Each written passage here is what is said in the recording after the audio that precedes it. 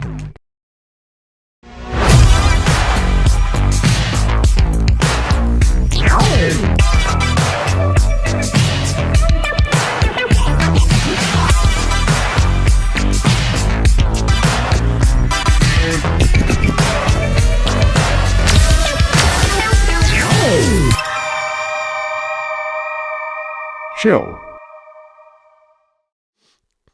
Bingo. Dino DNA. Welcome to another episode of VFX and Chill, where we are drinking from the mugs with our logos on it, and we're rocking new haircuts where we showed the barber a picture of David Lynch, and we are doing cute faces with our headphones on. I've now described everyone on the screen. Everyone, thank you for joining us. This is VFX and Chill. As usual, I'm Seth Worley, and over here to my right is Danny Hashimoto, also known as Hashi. Okay. And down below us is Michael, but he is always above us in superiority and intelligence and knowledge of our company's products. Please do us a huge favor. Couple things. First and foremost, please make sure that you are watching and chatting in the... Oh, that drop isn't working. That's interesting. I better fix it. But you should check out our VFX and Chill channel, which is where you can learn all kinds of things. There it is, the channel URL. YouTube.com/@VFXandChill. We are streaming across multiple channels, but this is the channel right there that you will really be able to participate in the fun chat. Also, if you can't stand the chat and Michael Pollack and, Leduc are getting on your nerves, head right over to one of the other channels and watch it there, and you won't have to worry about anybody. The point is, boom, we're all kinds of places, and you should check us out wherever you want, but the chat is in this channel. And whatever channel you're on, make sure you like this video. And if you're not subscribed to the channel, by gum, why not? We've got dinosaurs. Do it. We do have dinosaurs. We do. I feel like we talk about dinosaurs a lot on the show. We comp a lot of Velociraptor heads into the show. But there's a new trailer out for Jurassic World Rebirth. Yes. Rebirth. Rebirth. Jurassic World Afterbirth. So we're going to head over here and we're going to check this out. Let's go over to my screen, I think. Nope. That's your screen. You have something fun. I hit the wrong button. It's all right. Let me Hashi's screen looks angry. Yeah, it does. So, that's not the right button. Here we go. Here's our pal Scarlet. And there's our pal T-Rex. Jonathan Bailey, and there's a big old tail. So this trailer comes out, and I think it's fun. It looks fun. It's from our Lord and Savior Gareth Edwards, so we're very excited. Got dinos. And the dinos are supposedly mutants this time. They're mutant dinos, and so I'm excited by that. What I do like about this trailer is that it has very strong Congo vibes, It's just like the Magic Bullet logo, the Magic Bullet Mojo logo at the beginning. I enjoyed that. Mojo logo. It does. Yeah, right there. See, that's like they 100% threw Magic Bullet Mojo on that. Just said true. Good. The 100%. You're right. It totally does look like that. But I like that it has this. It's my. If you're anyone familiar with me as a human being knows that my favorite genre of film is the experts go to an exotic location and begin getting killed by things. And also known as Jurassic Park. I really like movies with really smart people going to some dangerous place and getting killed. That's my favorite genre. And this looks like to be that. Smart. Yeah. It does look fun.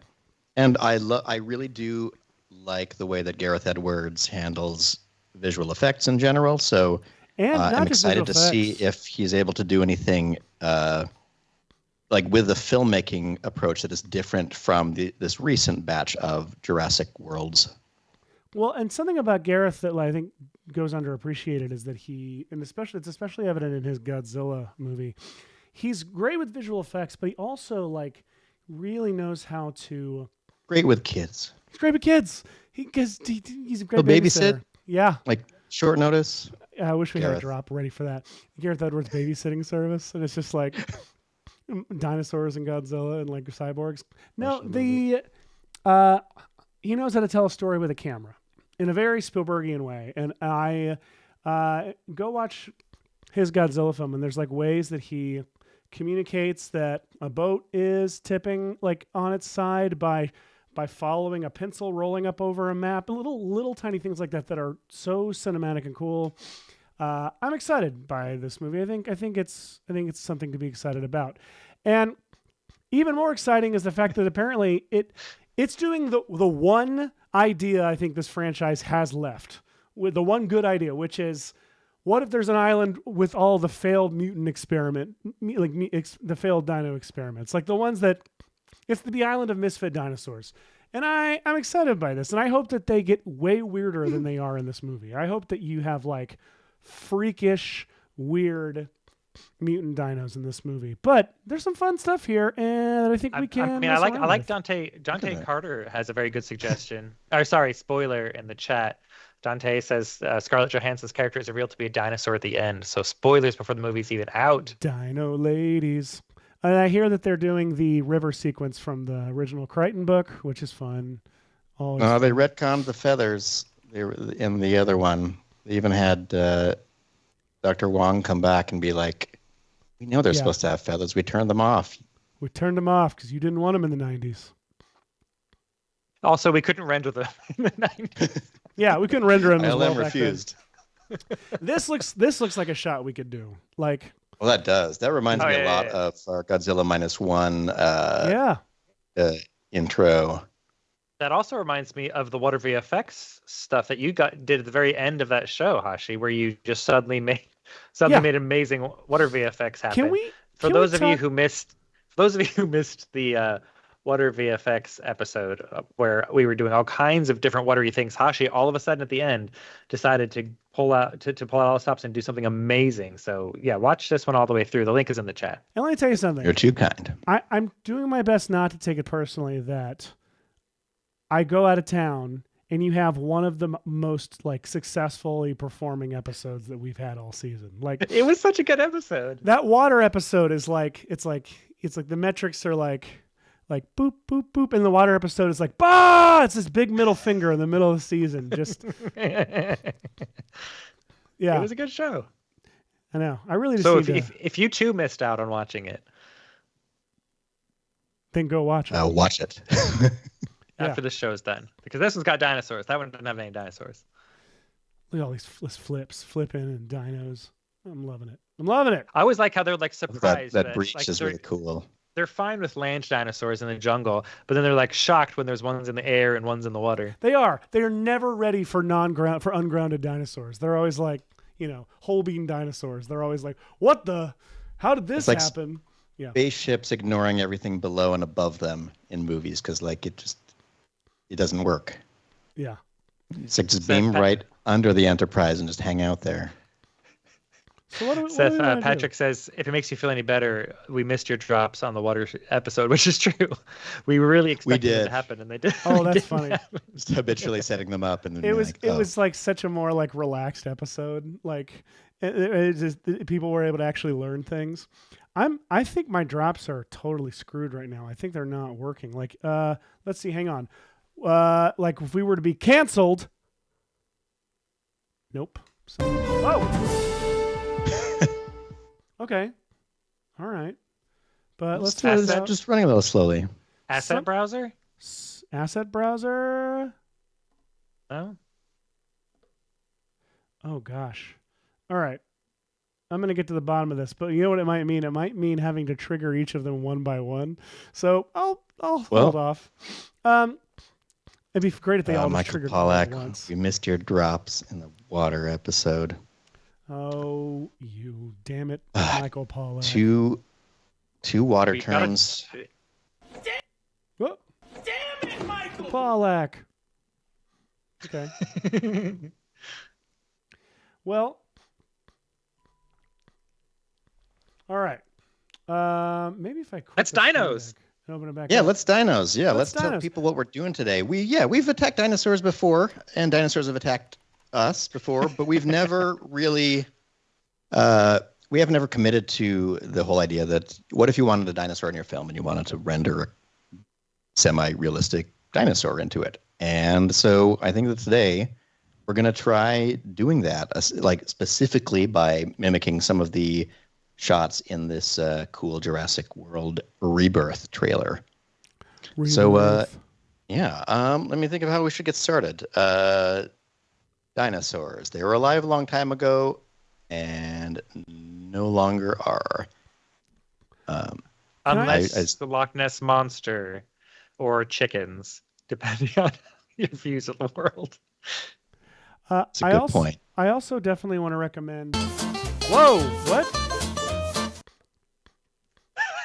I do. They're on a 4-minute delay. It's a good thing to recommend. It is a good thing to recommend. I guess I do recommend the asset browser. So I think that... Don't say it again. All right, they're working again. I just quit Stream Deck and reopened it. That happened. That worked. So, what was I going to say? It was going to be great. Dinosaurs. Dinosaurs. Oh, if you aren't familiar, I would like for all of you to right now open up a second tab and search Blake Kids Trap Dinosaurs. I don't remember Blake. Oh, Blake Rules. Blake Rules. That's what it is. Type Blake Rules Dinosaurs. I want you to come back later, listen to this track. This is very important.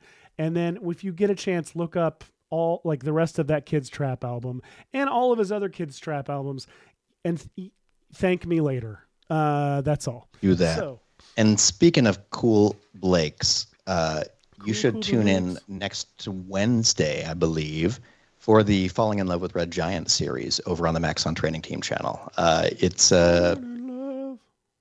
exciting, and it's going to feature our frequent viewer, Blake Rizzo, and contributor to the show. I can't remember if I can say what Blake's been up to, but...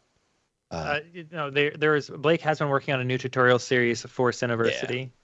And it's but this Wednesday is a live webinar. It's the second in the Falling in Love with Red Giant series that's happening this month, and they're doing galactic effects with some of your favorite Red Giant particle tools. Yes, that's exciting. Definitely check out that cool Blake. We love that cool Blake. I need to drop it's alive whenever we talk about our live stream. Oh, that would be nice. The link for more info about that one is in the chat. All the important stuff is in the chat. All right. Look at that. There's so many resources in the chat. Going back to the dinos, Hash. Nice. This is a really fun shot, and I feel like we could build this shot. You've got a T-Rex asset. I do have a T-Rex asset. Let me save and close down some things that I have open here. I'm doing the thing we always are doing on the show, which is last minute under the hood trying to do something that we didn't accomplish earlier. So let's see here. I'm going to find...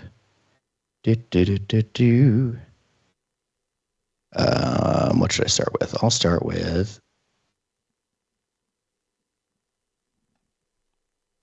Sorry, I'm just going to copy something out of another file. Go right ahead, and then I'll just keep looking at this T-Rex. Hey, T-Rex. Well, if you guys if you want to see... no, I'll save that for later. I'll show you something later. Sorry, I don't know why this is taking so long. Well, because I could have loaded it before the show. We still need that Hashi looks for things drop, Seth. Oh, we do. Yeah, you're right. We had an idea for it. What was that? I don't remember. I don't remember either, but I am set up. It was going to be it was going to be Hoarders themed. That's what it was going to be, like the Hoarders. Okay, I might make that this episode. Can I go to your screen? Go for it. Great. Seth, you can't make it this episode. You've got to make a dinosaur thing happen. You love dinosaurs. Fine. You got to do make dinosaurs. The dinosaur thing happen. Whoa, Hashi, you got a cool one. Look at his outfit. Pretty freaking cool. This is a pretty cool looking dino. And in fact, how that dino came? This dino actually even came with a handful of animations on it. Let me see if I can pull up the... You mean Dinomations? T-Rex. I mean animations. That's not a word. Oh, that's right. However, hang on. We're going to find out. All right. It is... The Dynamation I'm going to look in my Don Shea and Jody Duncan's The Making of Jurassic Park book, of which this is the 5th copy of it I've owned. I've owned dinosaurs, Patrick. I'm eating dinosaurs many times. This one is called. I know, right? There are a lot of copies of it, so I'm trying to figure out who. I'm pretty sure this is who I got it from. Here we are. It is from our the awesome sketchfab artist Kardik, the rampaging T-Rex. Check him out. All right. Running, biting. He looks a little. Yeah, that's a good one. Roaring, roar. Hey, that's kind of what we're trying to do, right? Excellent. So I'm going to grab that asset and put him right here in. You can grab that asset. Absolutely. Oh my God. Let's see. I think that I removed the takes from this.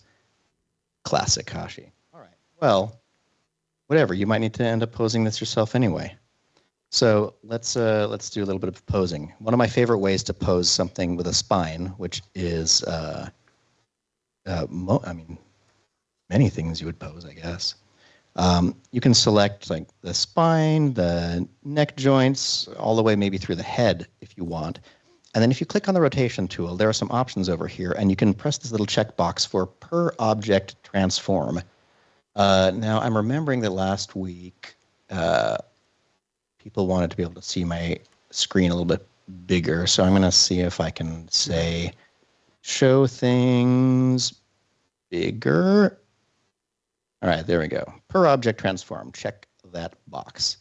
And then once you do, oops, I had deselected everything.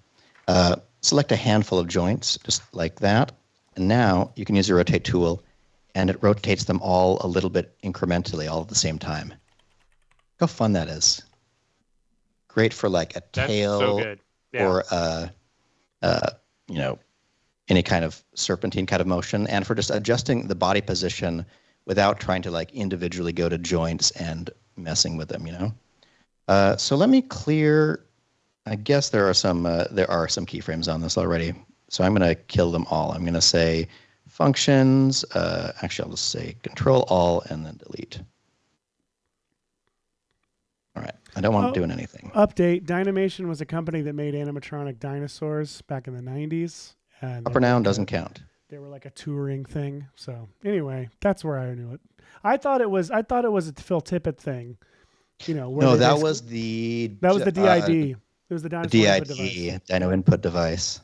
Which, by the way, is at least hopefully still. But when I was there, it was on display at the Academy Museum, the Oscar Museum, which you should actually absolutely check out if you're in LA. It's incredible. Wonderful. And right. Stop by and buy a storyboard notebook or a story clock notebook from the gift shop. Why not? Why not? All right. So okay, I've closed my other programs. Great. So we're going to pose this dinosaur like it's very upsettedly roaring. So let's try to figure that out. I kind of know that it was sort of in the distance. I can't remember what kind of lens is on it. Probably something like this. Except that its head is up pretty tall, I think, and his jaw is like, bah. Something like this. Do we have the reference? Just randomly switch back to your screen. Wait, what? Are you able to randomly just switch to your screen for a second? Yes. See what that reference looks like. To my screen? Oh, I'm sorry. I see. Well, if you had that up still. Yes, it's right here. I'm sorry. I got distracted by something. Right there. Okay, cool. Hey, we're in the... It's the T-Rex sneaking through the weeds like a cat, hunting a little measy mouse. I hope that this thing is unable to stand up. I hope it's this weird, crawly, slithery T-Rex that's horrifying. It's the Snakeosaurus. Yeah. Speaking of things people hope for, I don't want to not mention that There were a couple of suggestions in the chat for the Hashi looks for things drop. Nick Smith wants you to use a shot of Rick Moranis in the hammock rig thingy with his magnifier helmet for the Hashi looks for things drop. Oh, that's from pretty Honey, I sweet. Shrunk the Kids. And Michael Pollack is suggesting Hashi lost in the Raiders of the Lost Ark warehouse at the end would be a good way to go. Now, Lisa says that this is a cool rig and model. She really wants to eventually learn character rigging in Cinema 4D. And I've got some good news for you, Lisa. There's a tutorial series on the Maxon Training Team YouTube channel. A webinar series called Intro to Rigging. The Intro to Rigging Part 1 is in the chat right now. Part 2 is all about getting the weights right, which is very important. Part 3 is constraints and C motion, which is, again, very, very useful things to know. And then Part 4 is the full-on character rigging and the character object. But Part 1 link is in the chat. Go have a look there after this episode is done, and you can start bookmark it anyway to start your journey on rigging in Cinema 4D. Starts real simple, rigging a lamp, and then it works its way up to full-on character stuff. Lisa's asking Hashi, how long did it take him to build the rig? Hashi just acquired that rig, so he did not have to build it up. Dante is naming our little slithery Tyrannosaurus Rex the Sneakosaurus, which I think is adorable. The Sneakosaurus, I like that. All right, so this model did come with some textures, but I did actually Photoshop them to be a little bit more like the T-Rex from the movie colors, though also I am colorblind, which I will say once again before I go into this exciting adventure. So I did create a Redshift material. It looks like this, where I took the diffuse, this specular map, a bump map, and a height map, which I'm feeding as displacement to the output here. Because if you'll notice, if I type NB, you can see that this is actually a fairly low poly model, all things considered. I'm going to create a camera that's here, and I'm going to add a protection tag to it so I can just always come back to that. Rigging tags, protection, and then now I can switch to a different camera to kind of move around. And you can see that these polygons are pretty big, so there are going to be some, jagged edges to this when it renders. However, if you add a Redshift render tag to it, there is a tab right here called Geometry, and by default, it's not checked, but if you check it, it says that you can add in, your own tessellation. Right here, right now it's set to 5 subdivisions and do some displacement at render time as well. So you won't see them right now, but if I turn on my, my IPR, you'll see that this curve that should be a bunch of little polygons is actually very smoothed out by this process, which is kind of cool. So if I turn that off, polys, see? Straight edges, and if I turn it back on, that. Now, I'm losing some sharpness in the teeth, and so what I've got to do is figure out if that is because of the displacement. Yes, it's definitely the displacement, and I'm doing too much. So I'm going to turn the maximum displacement down a little bit and turn the displacement scale. Whoops. That didn't look right. Let's see. Let's turn it. I always get confused by any parameter that's like labeled scale, because in some like distortion or displacement or fractal maps, in some apps, turning scale up makes the map smaller. Some other times it makes the map bigger, and I never really know what I'm in for. And so I always hold on to something when I adjust the level, the scale level. Excellent. So what I think it is the displacement scale. The higher you go, the more like furrowed, like the more detailed displacement you'll get. Like I'm overdoing it right now by setting it to 100. Let me set it back to something like 25. And then your maximum displacement is this number. So if I set this to like 5, you'll see that it becomes a mutant dino. Look at his teeth. It's little human teeth. It's a marshmallow. By the way, quick pause for validation. according to the chat, Dynamation was the actual is a Harryhausen term. It was, and that's where I knew it from. It was a Dynamation. Okay. Yeah, it was a Ray Harryhausen term, which that's where I had heard it before. Thank you. Also, want to call out Lisa for referencing. She called that out. Yeah, way early. Calling that out, but also calling out here, lizard. My favorite of the Chihuahua spots. Talk about Chihuahua spots from the '90s, which was the tie-in for Godzilla.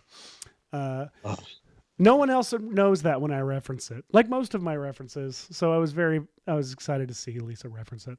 All right. Well, as we learned in our ill-fated Redshift episode, ill-fated, just by default, Redshift looks a little weird like this. Like it's just this weird deer in the headlights situation.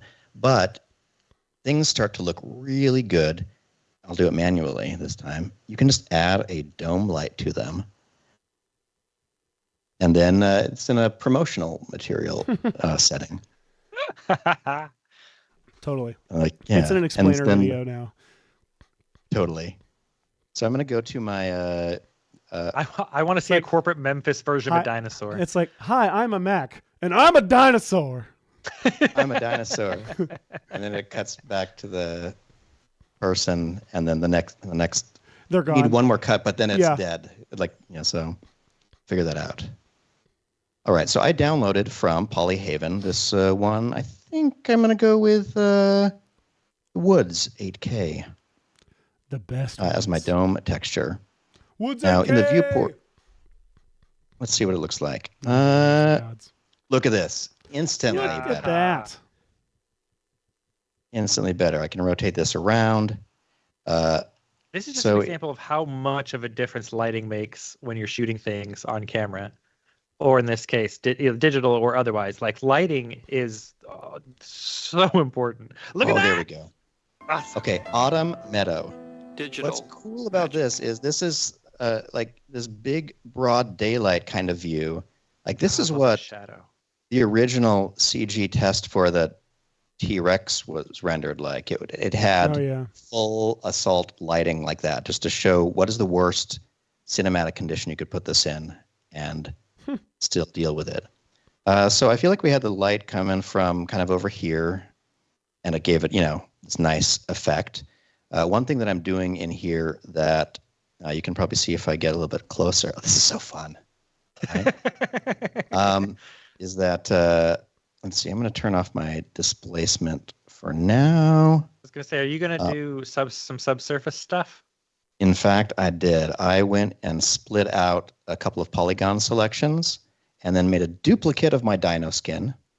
And in this duplicate of the dino skin, what I did is, well, first of all, everybody dupe the dino skin. Should replace it with this one. Wait, is that worse? No, that's worse. I didn't mean to do that. But I just went to my material settings right here, and you can scroll down. I turned the weight of the reflection up, so this is a little more glossy. You can see that lovely tongue. And you always go straight for the tongue. As long as I've known you, whenever you open up like a raptor or any kind of animal, the first thing Hashi goes to like start messing with the texture is the tongue. Straight for the tongue. Hey, it's the same. It's the Ellie Sadler approach to checking out how a dinosaur is feeling. She does. She goes straight for the tongue also. Yeah. Can I say it's what Dr. Grant likes about her. Ayo, and I'm gonna say we go to our transmission. Kids channel today. Slightly. Apologies, everybody. I was talking about medically treating dinosaurs. Let's see. So I turned up the transmission a little bit and tinted the color of it a little pink, and then went down here to subsurface. Also made that sort of a pinkish blood color, and then turned the weight up. So if I turn this back to 0, watch this. Hey. It's like rigid. It just sort of rendered the way, it's a texture with the lighting applied to it. But as I turn up subsurface scattering, now the light gets in there and bounces around a little bit. And I found that for, a value of around here, This is the pretty. trick, is like, how do we retain the red color of the tongue, but also have the subsurface scattering? Go make the subsurface color redder. He's got a very browny color in there now. Let me see. What did I? Actually, go back. Oh, I know what I did. First of all, wrong texture. Let's do this texture, and then it's that one. And let's see. What do we do here? We up. Oh, sorry. Subsurface. Let's make it red. More saturated too. Wait, now less. Look at that strawberry mouth. There we go. All right. Okay. I'm going to say there. All right. Let's save that and let's switch back to this camera. Tongue interests may have been challenged here. By me. Oh, damn it. It cut off the front. Not by me. There it is. Thank you. There's a drop we've had for years that I have not been able to use ever. Anyway. Amazing. I need to talk quicker after I make these dumb jokes. I don't like to sit in the silence after making them. It's just us trying to decide how to then move on. No, just keep going. It doesn't matter what. People just want to move on. Well, the chat is enjoying making jokes about the very yellow landscape object here. Okay. And whoops, not rotate. I want to move it over here. And I want to go to its properties. You know what? I'm going to switch. Actually, I could probably stay in Redshift, right? You can't see as many handles and things like that in it, which is a little weird. So I'm so used to grabbing handles to do some of these things. So gizmos, handles, and whatnots. 1700. Let's just make it square-ish. I'm going to uncheck the borders at sea level, so it's just the whole thing is a little bit rickety. That's the right word for the floor. So now look, it's a dino in the snow. It's a dino in the snow. Dino in the snow. All right. So I'm digging this. And look, what's so cool about these is like where Redshift works. Like look at the belly of the dinosaur with just the environment map.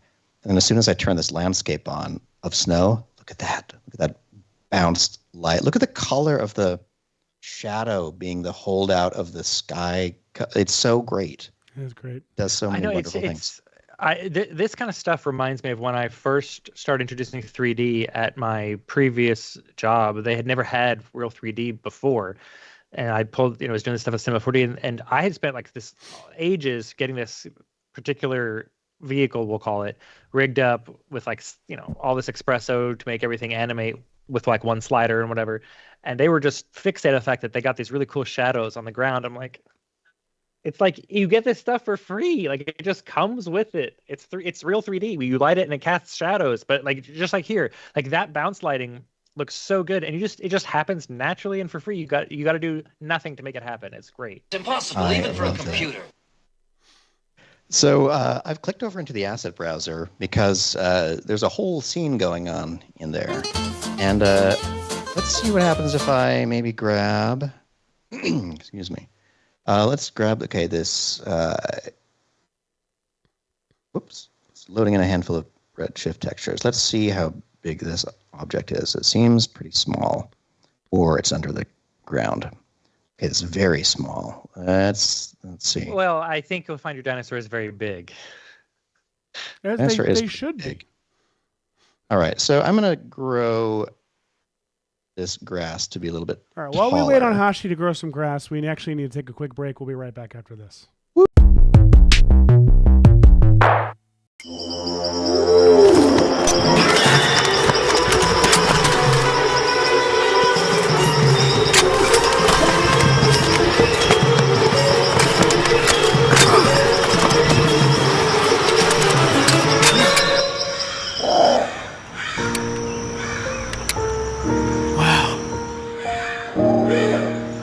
Dinosaurs really are beautiful.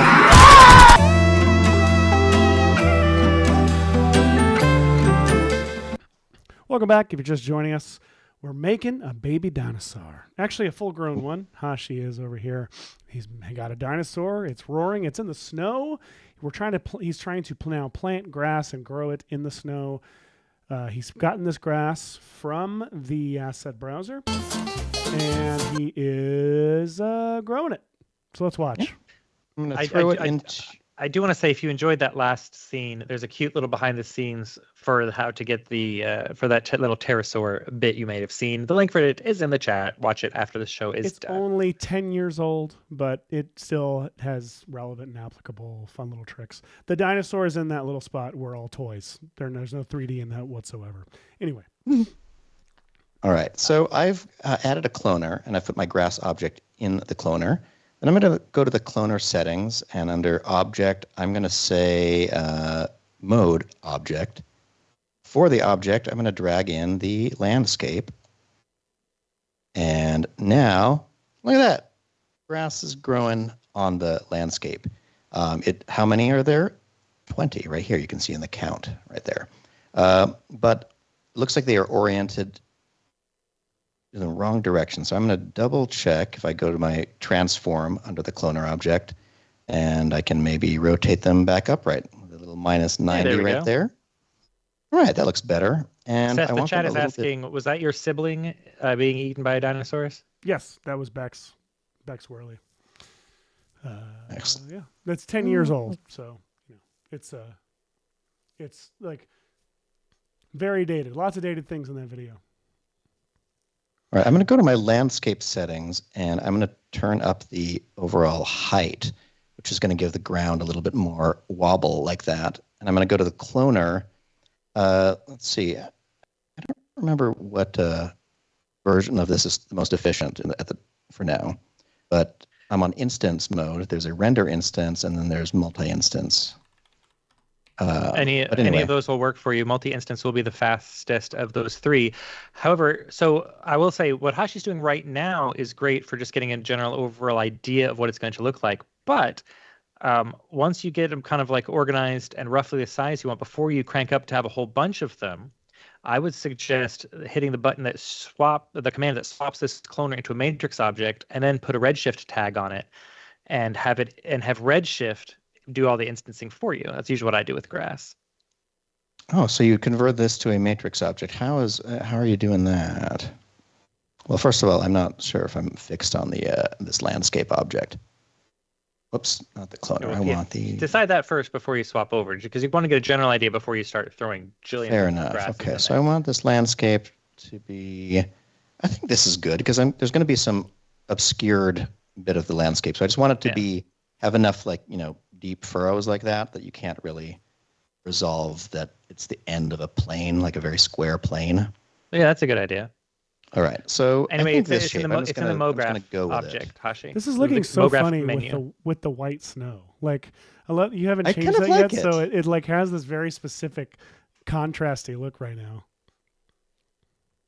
Should we leave it, or should we add some floor to it? Let's do some floor to it, because I kind of want to see. I want to make this match as much as we can to the reference. Excellent. Well, I'll just go ahead and drag in this forest floor texture. Dragon? I'll let it think for a second. Look Not at that. dragon, dinosaur. Look at that. Hey, now it's on the ground. It's great. We've got this cloner object. Anyway, Hashi, so click on the cloner and go to the MoGraph menu, and in the MoGraph menu, there's a swap cloner matrix command in there. Down to the command section. There you go.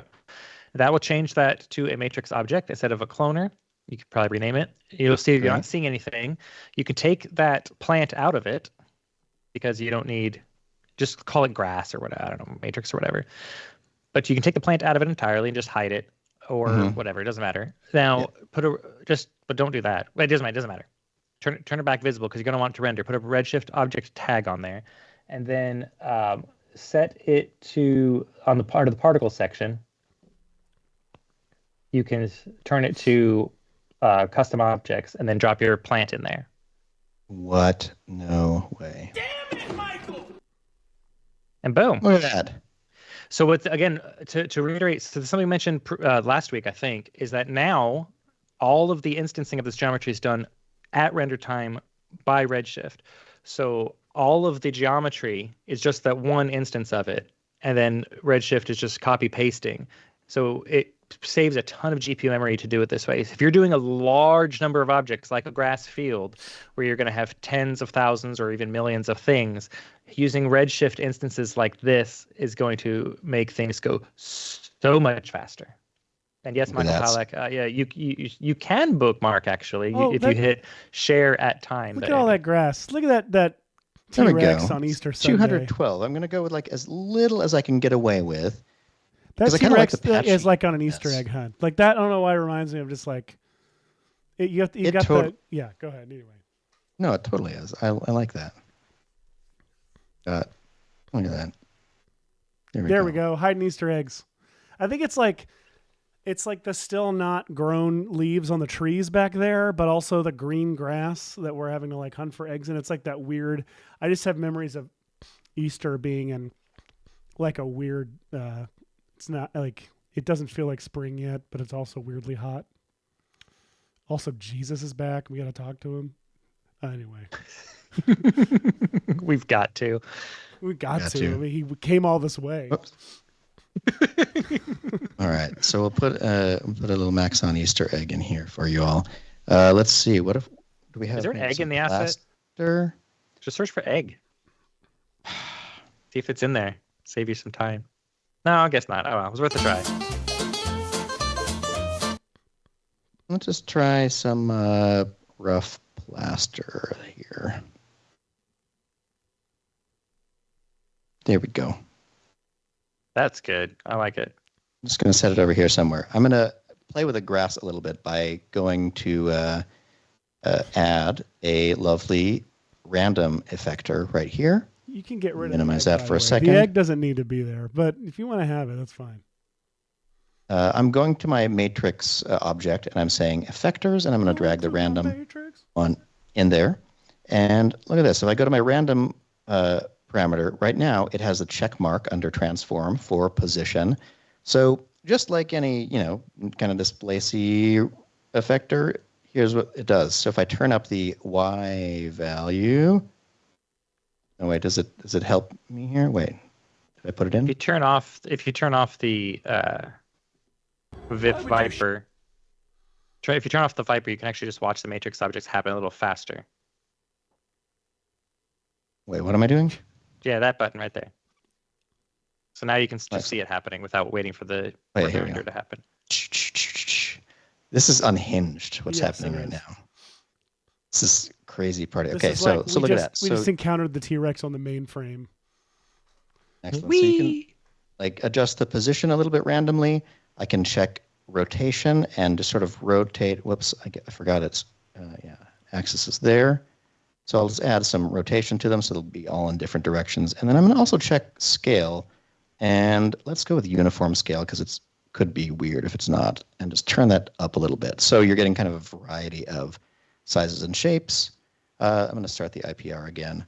And whoa, okay. So maybe the scale got a little bit too big. Now he's in an Easter basket. I would say I don't think you want the position randomness really that much anyway, because then you get ones that are floating off the ground, and they're already randomly scattered on the object anyway. Fair enough. Okay, so let's turn the position scattering lower. Let's turn the scale lower. Now why? There we go. I don't know what to do to kick it to refresh. Me neither. You just gotta slap a dope beat on it. Yeah. All right. So we've got the grass matrix here. I'm gonna scale this up a little bit. I feel like the grass is supposed to be right up to here. So yeah, the scale is a little weird on this grass, I admit, but I bet that we could mix it with some other stuff to try to make it a little bit better. Yeah. Well, first of all, I would also argue recolor it. So he's in a bunch of dead grass. It looks like, or this It's very yellow. It's very yellow, Hash, if that helps. So we should probably lean it. It's very green right now. Let's see. Okay, so we have a whole bunch of materials contributing to it. Let me see if I can tell what is contributing to it the most. And I don't know how. I don't remember how the color works for you. Like if yellow and green are pretty obviously separable for you, or if you need help distinguishing.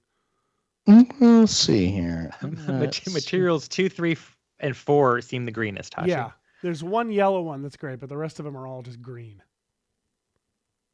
And don't delete anything. Don't delete things. You're making the grass go crazy. You're deleting selection. What do you call it? So you're getting polygons that have no texture on them. No. Yeah, undo until your triangles are all back. There you go. There you go. I don't know if any of these other things would have been more appropriate grass for this. Oh, here's one. It doesn't have a redshift texture on it. Yeah, just did you get the redshift ones? Oh, I know. Fine. There's so many. Okay, let's go to this one at least. That's yellow. That one's the yellow one. Leave it alone. That's yellow already. Leave it alone. Oh, that one is yellow. Okay, we're making them the rest more are yellow. Green. Yeah. Okay, so let's go to the. Most of these plant materials are using a texture. So what you're going to need to do is put a color correction node between them and the diffuse. See, which I just don't want to have to do all this. Boop. Boop. Well, no, that's a bad idea. Ignore me. Just drop the saturation and swing the hue.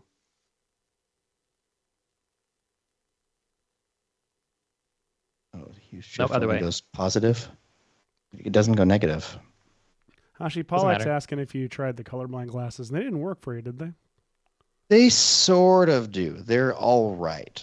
They did make me see that rainbows, like physical rainbows, have red in them. I didn't know that. I thought they were just blue and orange.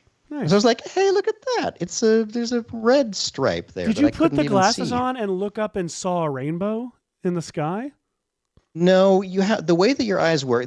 This is the way they always go in the viral videos. Is people put them on and then they start crying because they're like, "Oh, it makes me see." It doesn't work. That's not how your eyes work. That's not how those glasses work. They don't just generate tears immediately. It's great marketing, and it gets you right here. But your eyes take an average of 7 minutes to adjust to a new lighting condition, and that's what they're doing. Is they're forcing your eyes to. It's basically like if you held up, like those old decoder things where you've got the red gel that reveals a little like the blue lines or whatever. It's turning red into a more distinct tone than green.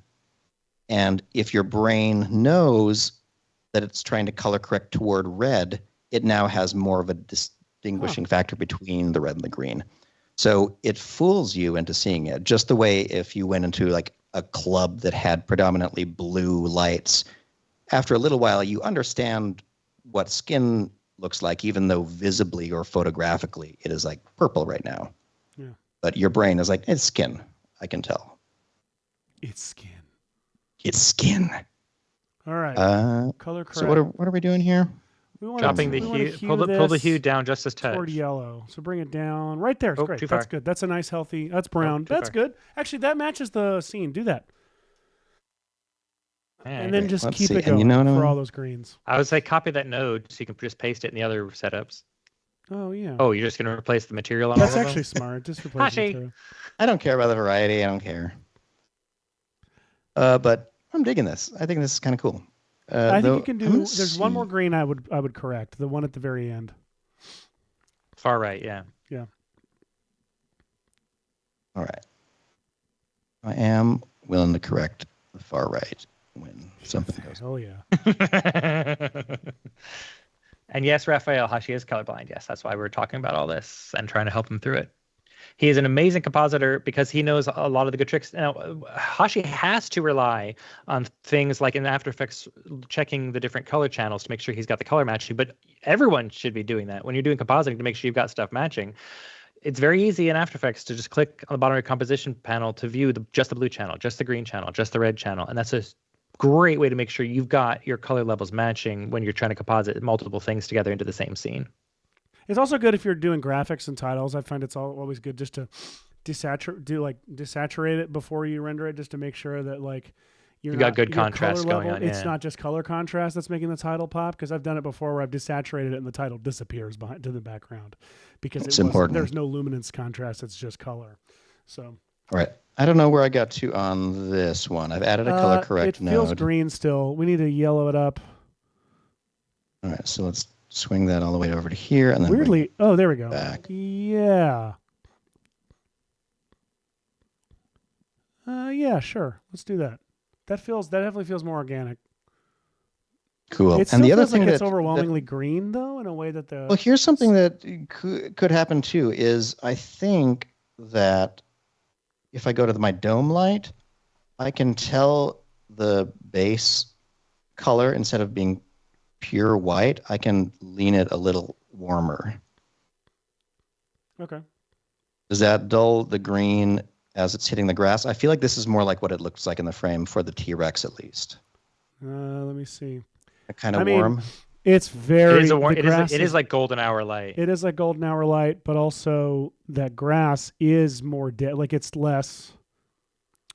It's less root. I mean, this looks like lawn a little bit. Is I think what this actual prop is. So.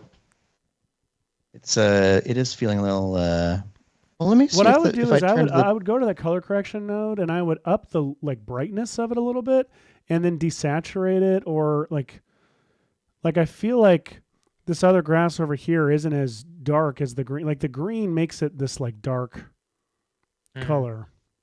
It is. I wonder if I went into here and looked at the subsurface scattering on it.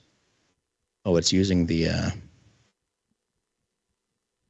color. Okay. I like how we're like, let's make dinosaurs and we're focused so much on this grass. Yeah, I wanna move past this grass and just import a few more props. Yes, past here. the grass. Let's see. I'm gonna import this bluegrass prop and see what that looks like. I think these are all pretty small. I did not check the world scale when I. Oh, perfect. Nailed it. A little big there, Hash. Just a little big. It's Jurassic Park. You know what? This is the grass I should have used. The good thing is you can just throw it into your Redshift tag. It's too late, Michael. And it will use it. No, right now. You can just throw it in there right now. Do it. Alongside the other one is the fun thing. So let me just bring it down to here, and then I'll go over to my Redshift tag and say, okay, fine, use that too. Yes. Ooh, yeah. That's actually really cool. It is. It's also really green. And really tall. Yeah. Okay, I'll make it that smaller and then make it yellow. Okay, so core, let's see. So basic, if I scale the object, does that? Good. Okay, so right now it's aligning. I think all the sprites are in the same place based on this matrix. Let me go to the Redshift tag and see. Okay, distribution, sequential. That'll make every other clone be each model. What are you trying to do, Hashi? Yeah, I'm just trying to make it, because it looked like when it was on random. Oh, it is. Okay. I think what was happening is that because it's in a clump of grass itself, it looked like it was just putting them only where the... Wow. All right. Let's turn the particle count up. Some kind of ground cover here. I know that the grass is the wrong color. But let's get more of the scene in better form before we get too crazy. What did I just do? I was trying to rescale the grass a little bit, the big clumps.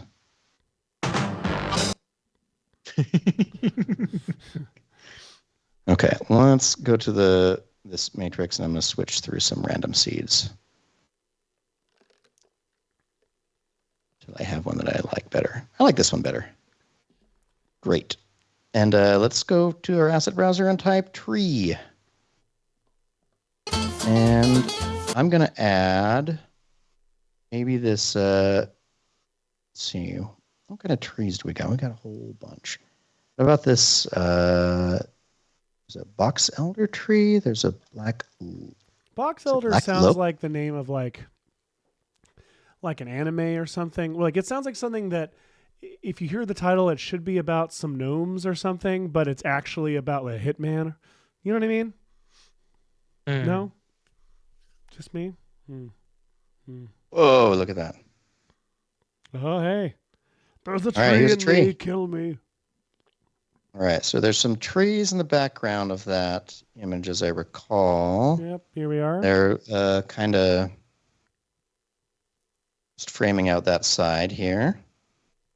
Just making a copy instead of these in the cloner. I just want something over here. There we go. All right, so now we've got this kind of dark half over here because I feel like compositionally that was cool about that. Brian Smith is saying, shouldn't changing the seed on grass get a different type of grass? Oh, damn it. I thought it was a serious question. That was great. Nailed it. That really upset me. We're going to be right back after this. We're going to take a break.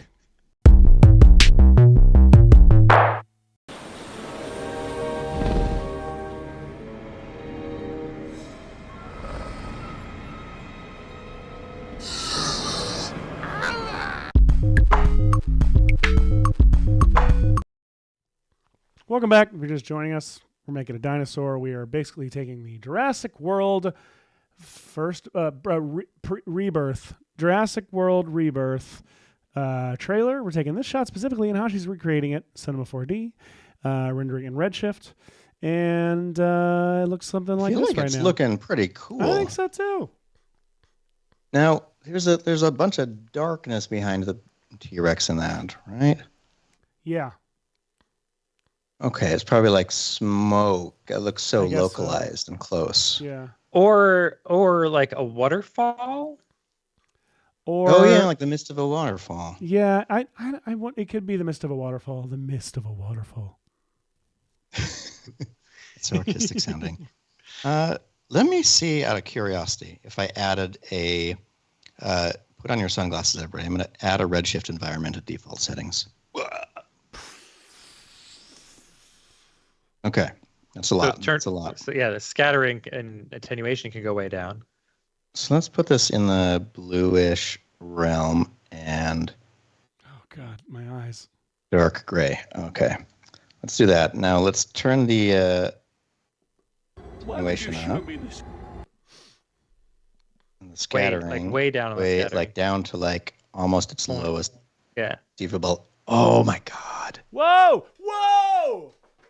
Right? This just became a video game immediately. Now we are cooking with gasoline.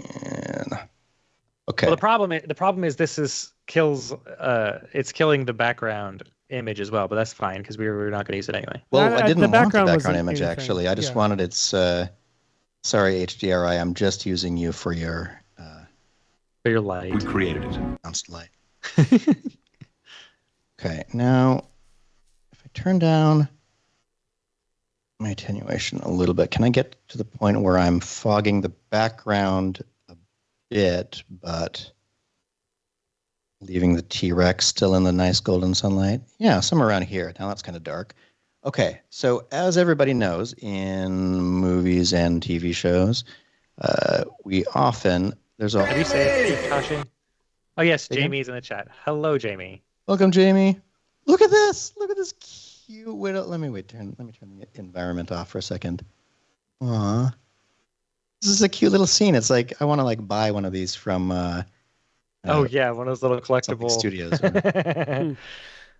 All right. Emalowski is saying all the time on IPR your graphics card melting. Hashi, again, I do want to remind folks, Hashi's computer is old. He's running a 2080 Ti, so Yeah. So there. All right, so I've got, I added a little area light, and what I could maybe do with that, I'm going to just randomly put a light way the heck back here.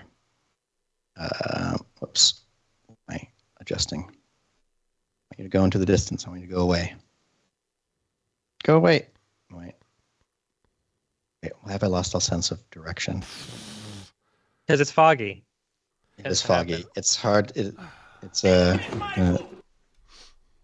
All right, let's go back to our default camera view, and I'm literally using this area light just for the environment. I put it like here. It's sort of a. That feels a little bit like there's like a street light right up there, like you're meeting. Well, it's not supposed to be. Why is it reflecting on the dino? Let me put it further back. Because it's real close to him. Or them. Wait, have you noticed that the egg is technically not well, inherently all well female, hidden but at all? He knows that the egg is just sitting there in this little clearing. Survive for a while. Oh, okay. Let's bring that up there, and let's turn this down. I really do think you should hide the egg better, Hush. Okay. We'll hide the egg in a moment. We'll hide it before we put this online.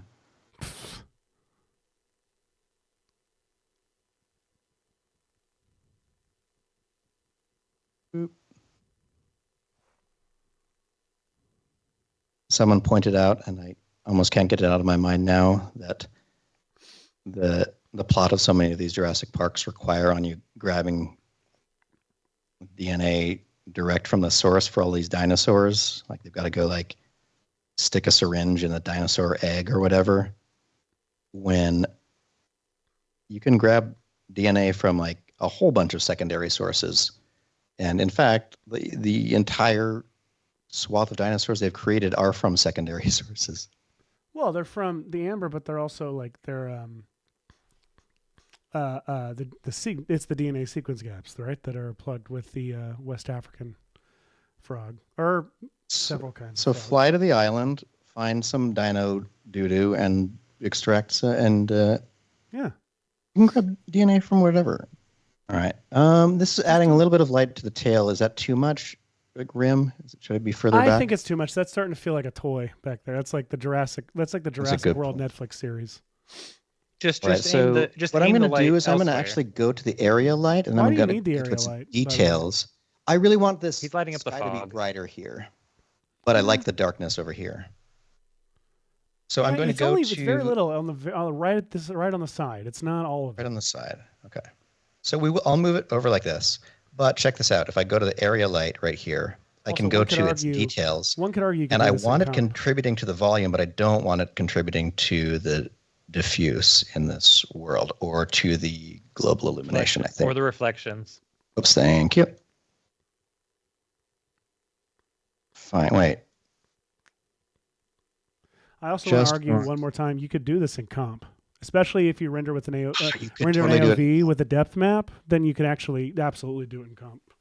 You know what? In fact, let's instead use this area light to let's move it into frame and try to use it a little bit over on. Oh, that looks cool.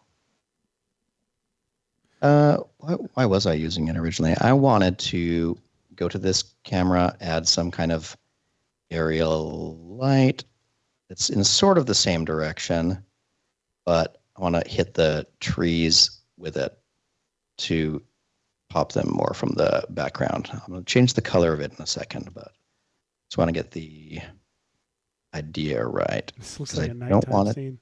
Looks like you're hanging. You're hanging. It totally does. The giant, because the brain automatically makes it that way because the back is so dark.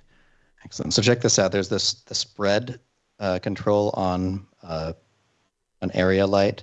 If you turn it down to 0, it's basically that's a helicopter looking for a T-Rex. Check it out. Oh, that's awesome.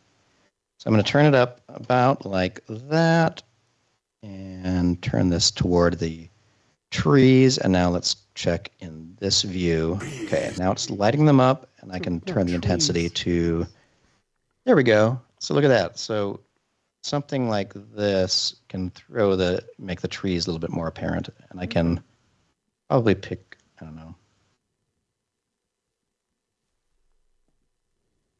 Again, color, not my thing. I make it yellower. Right area. I feel like we're in a pretty good place for this. Yeah. This game we're only an hour into the show. Look at that. All right, so wait. Okay, that I am seeing the rim on the T-Rex, which I thought was coming from the. Okay, so it's coming from the dome light. Okay, so let's go to the dome light. I don't want to mess with this too much. What if I turn down its effect on the reflection? No, you don't want to do that. No, stop. It's great. Leave it alone. Fine, I'll leave it. You know what? I like this. Let's go to our render settings, and we're going to play with this a little bit. Let's turn this up at least to HD.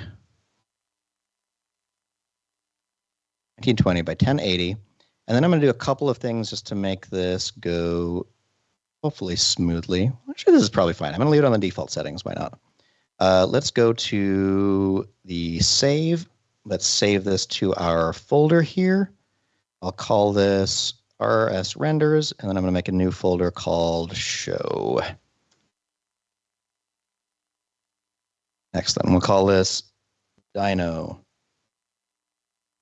That's a stupid name because it's going to get. Actually, I'm going to take this whole line right here and I'm going to cut it from there and uncheck that save and instead put that over here in the multipass image directory right here.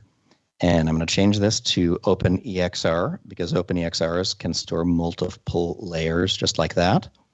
And then I'm going to go to Redshift. And then if I click Advanced and then go over to AOV, you can see that my AOVs are enabled. And I can show the AOV manager. The other place you could do that is right over here in the window itself. You can go here and say AOVs. Actually, wait, no. Where's the manager? I guess you have to go up to here. Redshift AOV manager. But it'll do this. It'll pop up in this thing. And AOVs basically mean additional. What do they stand for, actually? I don't know. Arbitrary output variable. Perfect. I love you, Michael. Let's put this. I want some depth. And you know what? I'm going to also add a cryptomat. And if I scroll over, you can see that there's a multipass and a direct option. I'm just going to check direct just because why not too? Like a little copy of it. For those who are curious, the direct is Redshift outputting its own thing, separate from Cinema 4D's multi-pass setup. Direct AOVs have some benefits over multipass ones, but they have some drawbacks as well. It just depends how you're planning to rebuild your setup in comp, which one you pick, or as Hashi's doing, whether or not you choose both. Now I can't remember if you're. What are you trying to do, bud? For mat, no. I don't remember if I need to assign these in the cryptomat. Not for depth, no. But if you want to have like a puzzle mat or an object or like an object mat type thing, like the black and white mats that you would get from the old Cinema 4D renderer, then yeah, you need to put that you do need to put a tag on it for that. Yes. Is it a Redshift tag or what is that? The material? It is a Redshift tag. Yes. Would it be combined in with this? Nope, same one. Just go to the object ID section there. Oh, there we go. So we'll make the override. We'll make the dinosaur. Pick an ID number. 1. We'll go to the Redshift matrix and we'll say override 2. And then we'll go to the trees maybe. I'll grab all 3 trees. I'm going to say render tags, RS object, and then I'm going to go to the object ID and override that with 3. I don't know. Doesn't matter. Let's just render this thing. No, hang on. You got to go to the AOV pass first. Oh, fine. You got to go to the AOV pass first to specify your puzzle mat and how you want that to actually look. Oh, well, go to your AOV manager. That, everybody. I love what this looks like in viewport mode. That is a completely different look. That's the 1990s video. Oh, we gotta send this to the Redshift people to say this is what look, this is the input. Oh, yeah. Also on my T-Rex, let me check the geometry button again before I render this. All right, go to the AOV, show the AOV manager, and you want a puzzle mat, and then we'll. And also I forgot on the depth. I want some. I want Z normalized, and on the puzzle mat. Oh no, not crypto mat. Puzzle mat. Yeah, you don't want a crypto mat. I mean, you might, but for this particular setup, you don't. Just a puzzle mat. Conflating the two. Puzzle mat. In your puzzle mat settings, you want it to be object ID instead of material ID. Object ID. And then 1, 2, 3. So the dinosaurs could be on the red channel. The grass is going to be in the green channel, and the trees are going to be in the blue channel. This is so much further than I ever go for renders because I'm usually rendering stuff for YouTube. You know, this is fun. It's fun. We're doing it. Whatever. I don't need that. Let's save. Let's put that down. Okay, we have the AOVs going. They're rendering. The The output is all set. It's saving to our thing. Seth, I feel like I should hand this over to you once I get this render going. Sure. Let's do it. Rendering to the picture viewer, baby. It's happening. So, this is on a 2080 Ti while streaming, everybody. So I'll tell you what, while Hashi does this, why don't I import and kind of show, we released a promo earlier this week showing a early render that Hashi did of the T-Rex, and then with some comp stuff that I did. Now, admittedly, the comp stuff that I did was a little over the top and I want to see it anyway. It's still fun. So like this was a little breakdown that I made showing. So this is the Redshift render that Hashi sent.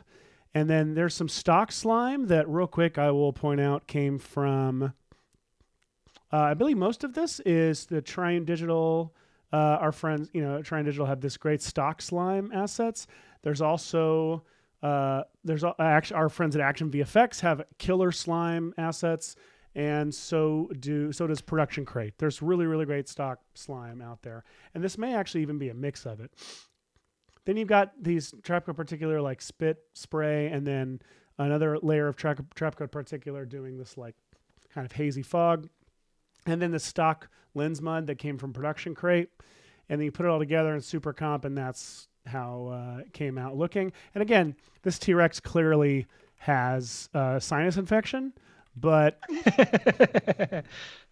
it's just gross. Like it's like great to make it. That was delayed. I love that sinus infection set it off. But this is a great way to like add some like organic matter to your like Redshift renders of like creatures or monsters. And again, like when we look at the reference here, there's not a lot of like slime or stuff like coming out, but like I'm going to overdo it just for the fun of it. It does add. Yeah, it does add stuff and it's fun. So I love using that like stupid, gross cloud particle that you spend no time on just to get that little bit of like, it's this right here. Because there's nothing going on with that. But when you put it in Super Comp, it just adds that little, tiny little touch of detail that really makes it feel like that dinosaur is a living, breathing, moisture-creating creature. And I'll walk through it in a second when we get Hashi's render. But the last thing I added was a little bit of universe camera shake at the end just to make it feel a little more intense. It may not even come through on the feed right now, but so I'm gonna add this stuff to Hashi's render he just did, but it's obviously like a frame that we rendered. So, but I'll walk you through if you need to know like how I tracked the slime in on this shot. But just for the purposes I'm quickly re-rendering. I had one setting that I wasn't happy with, and so I'm just restarting it real quick. Sorry, everybody. No, I think it'll render faster now too with what I did. I'll go ahead and show you. Like these are some of the slime assets that I have from Triune's slime stuff. I actually did just go ahead and download. Let me see. I've got. Lisa's asking, are we all working on the same files as you're sharing instantly? No. Hashi is rendering to a shared folder that Seth has so that he can render something out, and then Seth can take that file and use it for comping. We are not working in the same file at the same time. If we were in the same building, we could be doing this more easily. Wait, Hashi, wait. Reach across. Are we in the same? Remember that Germany? Oh, damn it. Right here. We're not. Oh, yeah. Here, hand me that phone. All right. Thanks. I got it. Thanks. Hello? Oh, no. Hashi, it's for you. It's just you. Oh, of course. Thanks. Hung up. All right. Anyway. Hey, by the way, if you missed the Live from Germany episode, like you're a more recent viewer, we were actually all together in the same space in Germany last year. Highly recommend. It's one of our most fun episodes. It's got a lot of inside joke call outs to our fans. So the link for that is in the chat. Definitely. You can probably show my screen while it's rendering. I mean, it looks pretty great. You can see I changed the sampling bias just to be a little bit higher. So it's rendering a little bit faster. And once again, as I shouted out on our Redshift show, there's a great overview of what all the Redshift settings are doing in the render by Ellie called Speed Up Your Renders in Redshift or something like that. Oh, I stabbing him with grass. Oopsies. Well, that's okay. Also, it happens.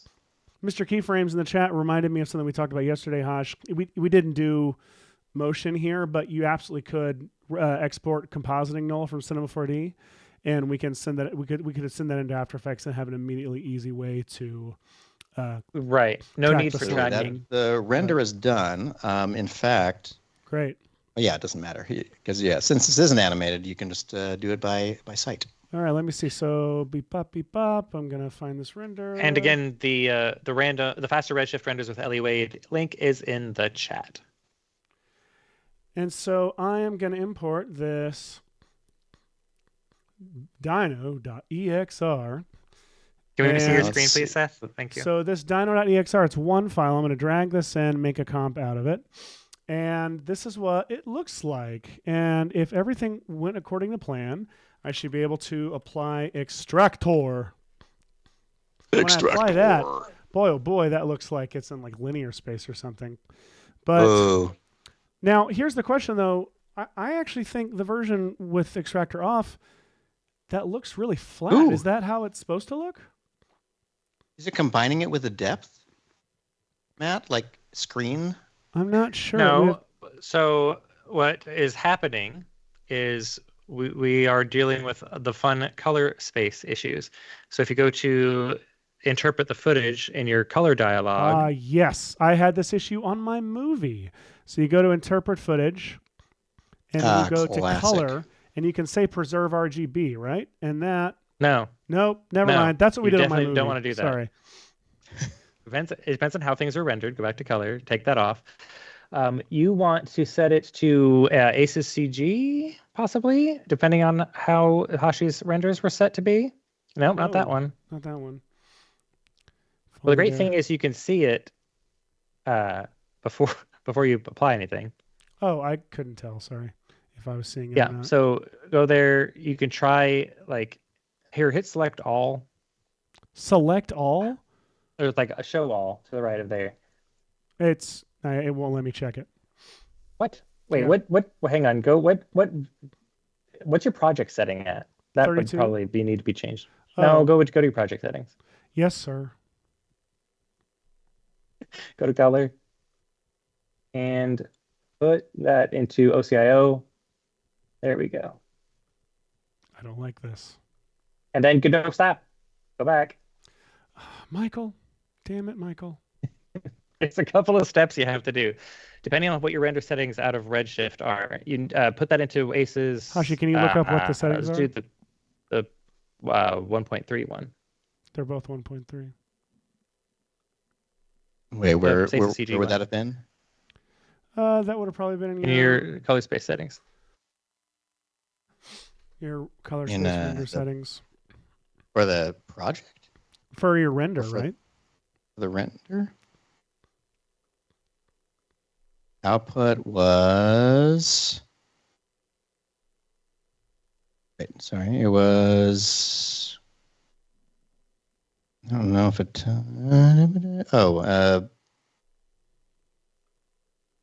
is it the same... Is the image color profile up here that would have been in my regular image? No, that's not it. It's in your Redshift settings. Oh, what? System? Globals. Using project settings for OCIO. So it's in your project settings, Command D or Control D on a PC. Move the render settings out of the way. And then, where's that at? Project color management. There it is. Goodness. All right. So here's the thing. Either you want it to be, it's right there. Current render space is ACES CG. So Seth, depending on his actual render settings, you either want it to be ACES CG or ACES, what's it called? The sRGB version of ACES. One of those two things is what you need to set it at. Okay. On your end. Did you already say, Michael, that we could be doing this render and we could render this in Blender with Redshift as well? You can, yeah. It'd be really Redshift similar. works in Blender. So this is an Asus CG right now, and it looks very saturated. So see what happens if you switch it to sRGB. Switch the interpret footage. Yeah. Also fun. sRGB. Which one? This is important, though, I guess. Or up here. The first one, the top one you had down. The top of that one. Display so says SDR video. That looks like this. Yeah. So yeah, you want oh crap. All right. This is my least favorite part of the process. While you solve that, if you want to cut to me for a second, I'm just going to try to. If I cut to you, Michael and I won't be able to problem solve this anymore. Oh, that's a good point. No, so stay where you are then. So. Or just go back to the way you had it because it was close enough. And just colorista it. I agree. Let's see. I'm going to go back. I'm going to turn back on Adobe Color Managed. We're going to say OK. And then close enough. But I'm going to go in here and interpret footage, main, color. Oh, it won't even let me do anything? Right, because you're not an Asus. Well, son of a bee. Okay. Just colorista it. Fine. Thank you. I'll colorista it. This is silly, but okay. So in that case, I'm going to need to make sure I've got this version, which is the main render. Then I'm going to colorista, and then here I've got the extractor turned on it or applied to it, and I'm going to click this little awkward drop down that you think is going to be a drop down, and then it doesn't give you a drop down. It just does this thing. And I'm going to set it to depth. And now it looks like that. What? Look at that. That's pretty freaking cool. So there are a couple ways that you can control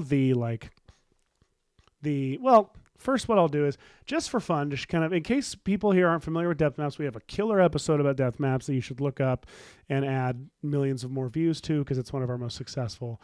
But I'm going to drop this lingering fog from Action VFX into the scene. I'm going to put it, I'm just going to fill this fog right here, and then I'm going to, for my own purposes, I'm going to, I'll just do a track map. So I'm going to drag this guy to, I need to label this so I don't forget. Depth. I'm going to drag, pick whip this track mat on the fog to the depth, and I'm going to click this little guy to set its illuminance. And now it's only going to show up in whatever the white value is on this depth map. So it's great. You can see there's fog back here. Why don't I go to this main render and actually... Well, that looks incredible, dude. Add colorista and then do, I don't know, tip the mids down a little bit. Shadows for sure. Well, I don't know. You color grade how you want. The crazy things you can do with depth maps episode, which is, as I said, one of our most popular, is linked in the chat. So watch this. So this depth map, if I apply a levels effect and I drag the gamma bar up like this so it gets brighter or it gets darker. If I turn off this layer and we just look at our fog, and I continue dragging this gamma, like you see it brings the fog more into, what I need to do is I need to set this fog to screen mode. Bring in the fog. Now if I move this gamma up and down, it's moving forward and backward in the depth. And if I can also turn up the black levels and turn up the white levels here. So now you can see Spider-Man turn up the white levels. Spider-Man turn up the white levels. You can see it's much more extreme. What's happening now? Let me get. Oh yes, I love it. Oh, depth map. They're so cool. Oh man, you should add it as a displacement map, or add an adjustment layer on top and do displacement map and just go left and right a little bit. Oh well, I mean, yes, we did. Did we do that on our depth map episode? We absolutely did. We did. Sorry, I'm distracting you. No. Let's do it. So if I add a displacement map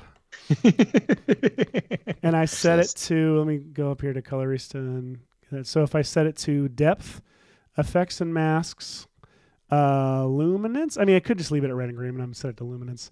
And vertical to 0. And then I just go like this. Look at that. Let me make the contrast a little less. Sorry, I've totally derailed this.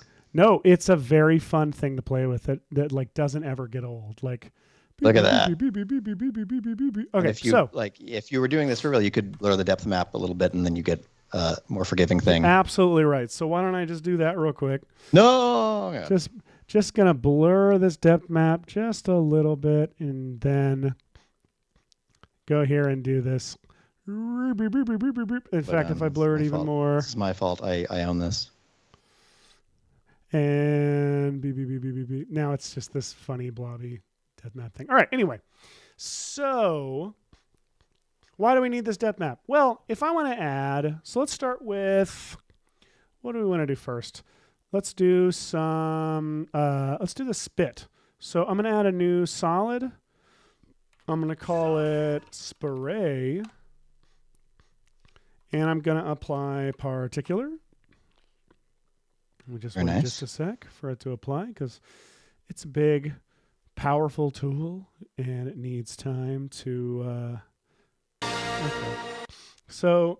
No, what it's doing is After Effects is having to index every parameter in the background. It does this for every effect that you apply. It's just most effects have 10, 20, or fewer parameters, and Tactical Particular has thousands. Literally. So it's just After Effects taking a while in the background. I could build this in the timeline, but I'm going to start by building in the particular designer. So I click the designer button and I get this here. First thing I'm going to do is I'm going to set the emitter type to a sphere. And then I'm going to go over to the motion settings and I'm going to say direction. I want directional. And I'm going to do Y rotation 90, or let's say negative 90. And I want to turn the velocity up like crazy. And if I turn on motion blur, you can see that's moving. That stuff's moving a lot, moving really fast. The particles, a couple things. One, I want to go to the particle type. I want to go to air resistance. I'm going to turn it to like 0.1, so it keeps flying and stops. It doesn't stop anymore in midair. I'm also then going to go. I believe I wanted to go to environment. I'm going to turn gravity up to like 500. So it starts to fall. And I'm going to turn up turbulence. And you can't really tell what the turbulence is doing unless you turn motion blur on. So like let me turn up the size of the particles in case you can't see them right now. But like, yeah.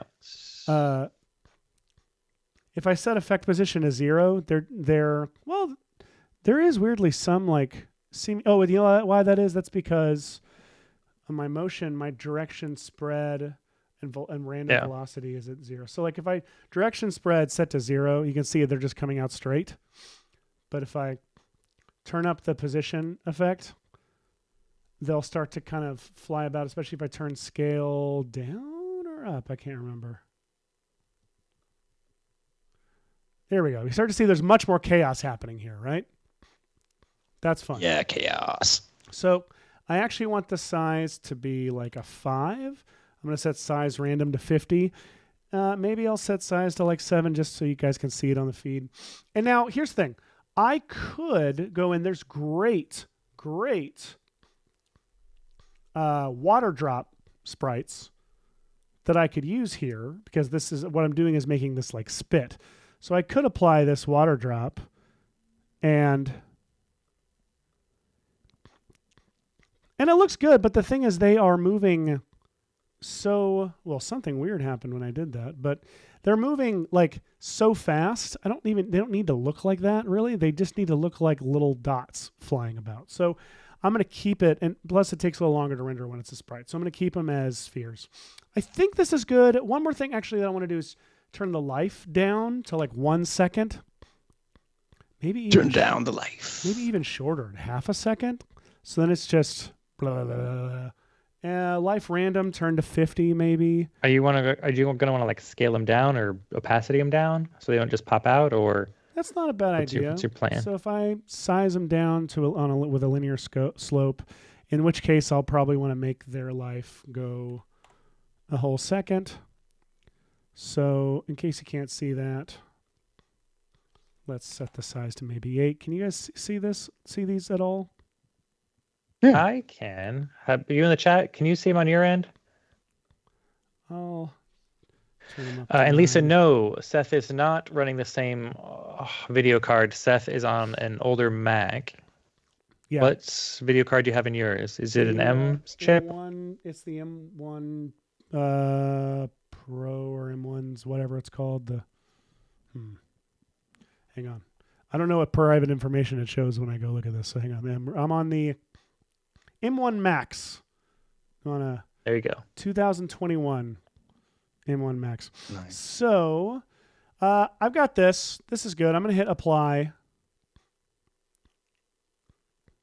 And now I'm on the first frame here. And again, this is just one frame we're rendering. So I am going to go ahead and just, because I want us to see the motion, I'm going to set it to 5 seconds. It was at 30, but we can't see any particles because on the first frame, there are no particles unless you go to global controls and turn pre-run up seconds. And you can basically say, I would like to pre-run these particles a certain number of seconds. I'm going to say 2 seconds. So now there's particles, right? And if I hit play, this is all right. And we're done. Blah. Master of time and space. Yes. So that snow layer back in there now. I'm going to turn. Yeah, you're right. So I'm going to rotate these particles back. And this is where it's always confusing to me to know. Let me actually go down to rendering and turn motion blur. Instead of comp settings, I'm going to set it to on. But I always have trouble when I'm rotating on the Y rotation, like knowing whether the particles are coming toward camera or whether they're going away from camera. There's a couple of easy ways to make that better for you. Oh, I know. But in this case, I can actually see now they're coming toward camera. That said, they feel really close. And I'm going to push them a little further back. I don't actually need to do that. What I need to do is just... again, if we had an external compositing tag, we would have them in proper exact 3D space. Yeah, if we had planned for that. I don't need them in exact 3D space right here. So I'm going to put this here. I'm going to make the sphere size maybe more like 200 rather than 500. That's a little too projectile vomity. Maybe set it to 300. I'm going to turn direction spread up to like 20 actually, so they're flying a little more randomly. So if I hit play, you'll see this bit is flying out. I actually think we could turn the velocity up even more. What are we at, like 1,300? Let's go 2,000. Why not? No, there's no rules against it. Blah. There's nothing in the rule book that says we can't do that. Hey, Mr. Keyframes, that sounds like actually a better question for Ask the Trainer. You can submit your question and they can prepare a decent answer and get it to you. Ask the Trainer's next episode is February 20th. The link for that is in the chat. So this looks fun. It looks subtle enough for me, but I do, just if I want to, like I can go into levels and I could turn up the, to where it's like even more visible here. This is big white particles spraying out. And I also can go, let's do a tent and maybe drop part of the mouth in there, but turn up the luminance values. Maybe too red. I maybe would lean in a little more yellow. And of course you can do this all in particular, your compositing. Sure. Or in your compositing step with yes. Super Comp. I absolutely could, but I didn't. It's a funny place to do that. I'm going to turn up gravity. What if I do 1,000? So they're not flying as far in there. Yeah, 1,000 is closer to realistic gravity settings, which are around 961, I think. 987. So, and by the way, the size here feels way too big for me, but I'm trying to keep it visible for those at home. Yeah, I can barely see it at that size. So I'm gonna keep it at 5. I'm gonna turn sphere feather down. It's like whenever we demo like re-noiser on a live stream. Oh yeah, it's like no one can tell. So now I'm going to duplicate this spray layer, and I'm going to call this, I just say haze. And let me turn off the spray layer. Spider-Man, turn off the spray layer. And then I'm just going to go into this haze layer, and I'm going to say, instead of 100 particles a second, give me 10 particles per second. I'm also going to run here and turn off these levels and tint that I applied earlier. And I'm going to set the particle to cloudlet, turn the cloudlet feather up to 100, and I'm going to start turning up this size. Pretty giant. Size over life, let me recheck what we had. Yeah, that's fine.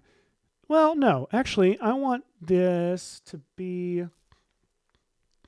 let's actually reset it. I'd like for it to stay the same size the whole time. But I'm going to just fade out opacity. Opacity over life, exactly. I'm going to go to the presets here and have it do this offset peak so it fades up and off. But I'm going to turn gravity on this particular one to 0. I'm going to set life, because I don't want it to make it this far, to like 0.5. And the real fun, I might even want to, real fun is that if I go to I'm going to set opacity to 10 and then opacity random to 10. And now it's starting to look like a fine mist. So if I turn the particles per second up to like say 50, now if I hit play, we've got this. Oh, that's a fine mist. We got this fine mist coming out of this T-Rex's mouth. Now, this was a trick that I figured out on, I talked about this before on the show, but on the short film we did for Red Giant called Spy vs. Guy, which came out in like 2013 or something. There are multiple shots where we cut to what's supposed to be, as the caption says, Russia somewhere. But the idea is that this old Cold War missile silo in the middle of like snowy Russia is activated. And we had a stock footage shot that's like a drone shot of some snowy landscape. But I wanted it to be blizzardy and snowy. So I brought in particular, I added, really easy to add snow. But then it still just felt like a bunch of flakes, and it didn't feel like, blizzards feel like they're like hazy, like you can barely see like a very far distance. And so I just duplicated the snow layer, turned down the particle count, turned the particle size up, made it a cloudlet, feathered it up, turned the opacity way down, did exactly what you just saw me do, and then had that mixed with the fine particles. And suddenly I had something way more that looked way more like, I know like a blizzard looks like, or snow, or in this case is getting me much closer to like this kind of like saliva and breath mist and spray combination. And again, and if you'd like to see Spy vs. Guy, the link for it is in the chat, so you can catch it after this show is done in 20 minutes. Absolutely. 20 minutes. Woohoo. Okay. In fact, that's a good place to stop. I'm going to take a break real quick, and we'll come back, and I'll start putting some slime in this thing's mouth.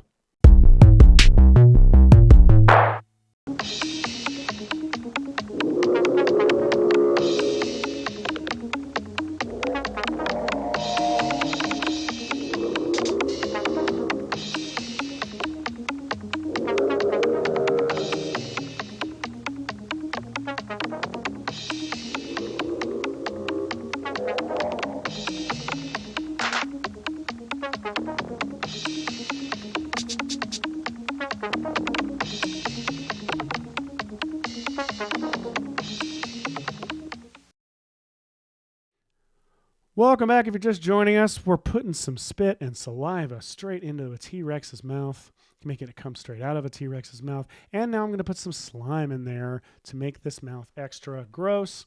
And then we're going to bring it all together. So, like I said, I've got these slime assets from Triune Digital. Definitely check them out. They've got some killer assets here. They got these great like slime tears that are great for animating like a T-Rex's mouth opens, or a monster's mouth opens. So I'm going to grab one of these that I like a lot, and maybe this one, Slime Tear 6. By the way, the folder, we had these saved, and it says Slime and Tears, but Hashi read it as Slime and Tears, and we both thought that was very funny. I love it. So I'm going to turn off this haze and spray for now, and I've got this Slime Tear, and I am going to scale this down and get it to where, let me set it to be a screen. It's a screen mode. And if I did obviously this already starts to make this look like pretty gross and awesome. it's up to you, like your taste level, obviously, of like how extreme you want to go with this. Just for the purposes of this kind of tutorial, I'm going to go pretty extreme with it, but I'm going to have it go kind of back here in the dinosaur's mouth, which brings us back to our depth map. So, by the way, I can't remember if it's depth map or mats. It could be either, depending on how you're using it. Yes. So, in this case, it's a map. So this is what it looks like. That you're going to use as a mat. This is what it looks like. I've got levels on here, obviously, that lets me, but I need them to be like, I need just these like teeth and mouth to be the most prominent thing. So like you can turn the white levels up and the black levels down and start to get as much like really sharp contrast as possible here. And there's all kinds of more nuanced ways to really go about this, but this is like kind of my go-to method. You can also add a new levels, even put it before it if you want, and you can adjust the gamma on that one, and that really lets you like adjust where your like depth, like middle of your scene kind of is. So let's go with that for now. So on the slime tear, now you can do like I did before. You can do pick whip a track mat up to here and set it to luminance, and that would work. But I don't believe SuperComp reads track mats, and that's fine. Correct.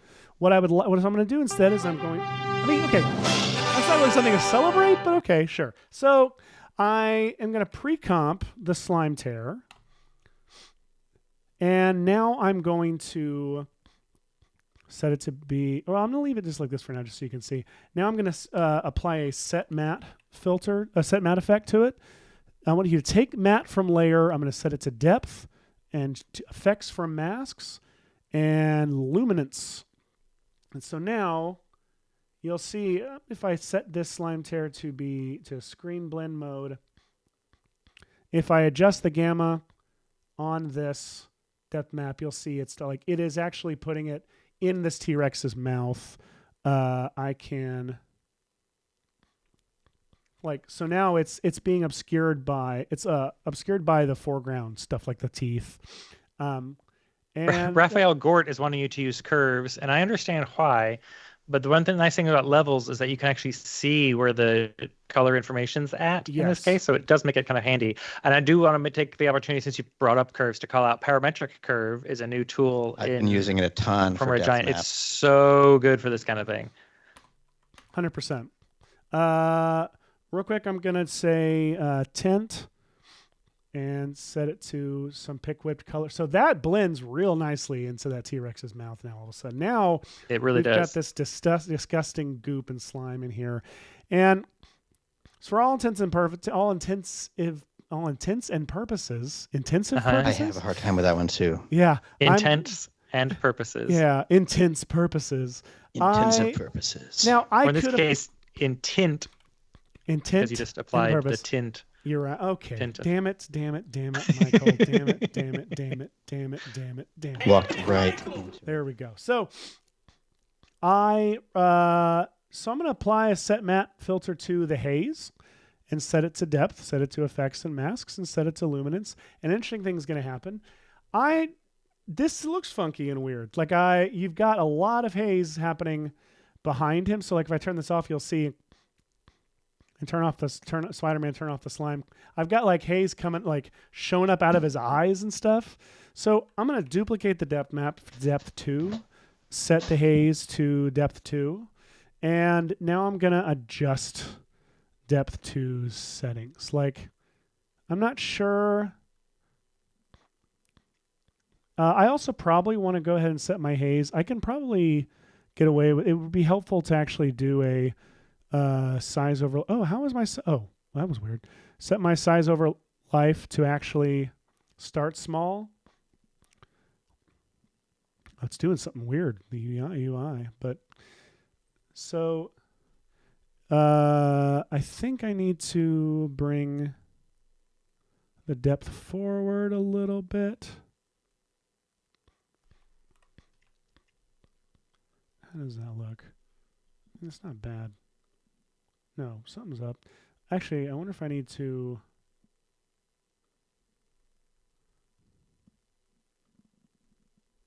Oh, I see. It's such like trial and error for me. Figuring this stuff out. I wonder if... Whoa. Wild though. Oops, what did I do? Here we go. Oh, I want it to be seen. Oh, interesting. So I'm realizing I need it to be seen in the white levels, but obscured by the black levels. But I also might have to do some masking and stuff because I don't want it to be... that might be good enough. I think it's looking pretty great. That's fine. So I'll also copy and paste that to the spray. And then what we want to do is we want to take this stuff with the spray. I actually also want to move over just a hair. You know, I really feel like I am going to do a crazy thing, which is add crazy another folks. Levels. And What? Those black Double levels. 2 levels, like a bunk bed. I'm a crazy person, man. I'm a crazy, crazy man. How does this look?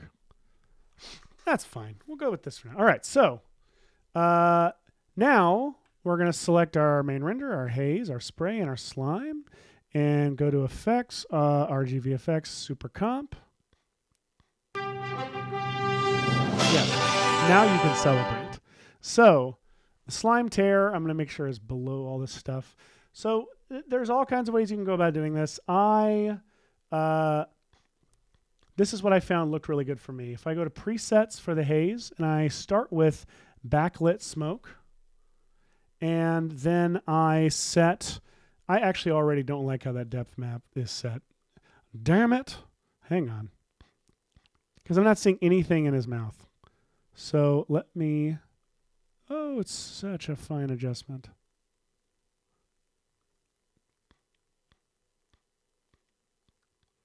Yeah, why not? Let's say that. So I did the backlit smoke preset, but I'm going to go in and I'm actually going to delete the light wrap. I'm going to delete the diffusion. I'm going to set the blur behind to only like 50 or something. Haze is good. I might even turn it up a little more. And then I'm actually going to turn the opacity down to 10. And it's very freaking subtle, and it's supposed to be. So if I turn off the layer, turn the layer back on, when it's in motion, you see it. So like if I go back to the Spinosaurus breakdown, like you notice it when it's in motion because it's just this little extra haze. It's very, very subtle and barely readable. The spray... I wanted to say like a something book. I couldn't think of something. Nice. The spray is showing up so like hardcore here. I'm actually going to go and turn off this levels that I applied and turn the size. Actually, I'll keep the levels on, but I'm going to turn the size of the particle down to like 2 and maybe even 1.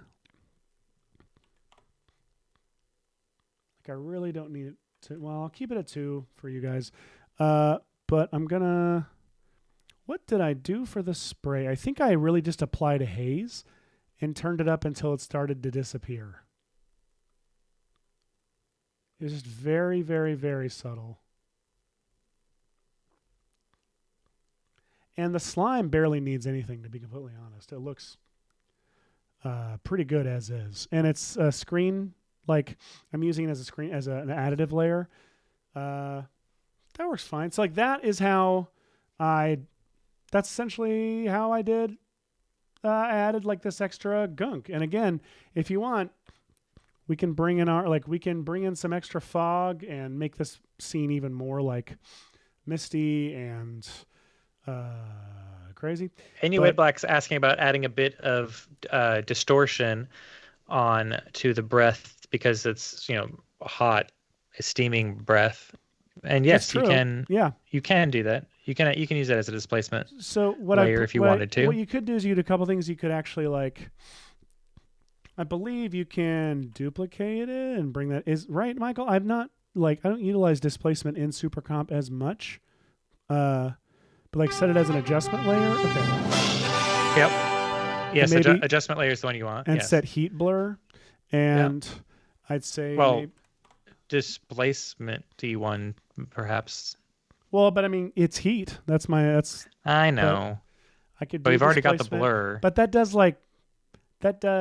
this chromatic spread It doesn't have to be chromatic. You turn the chromatic down. But it's got options. If you wanted to make it look distortion-y, you've got options, is what we're saying. Yes. Now, I wouldn't actually duplicate the particular layer.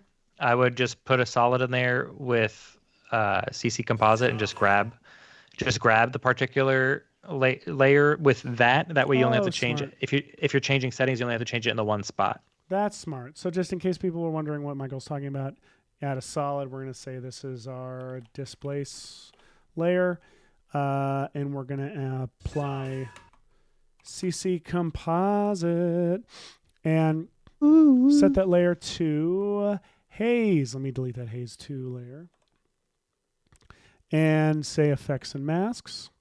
And now it's doing that. So if I turn that off or if I just go into super you-know-what and add it underneath the haze. And I set it to be an adjustment layer and do displacement that way. And turn then it's doing it, I believe. It's a lot to render frame by frame on this one, but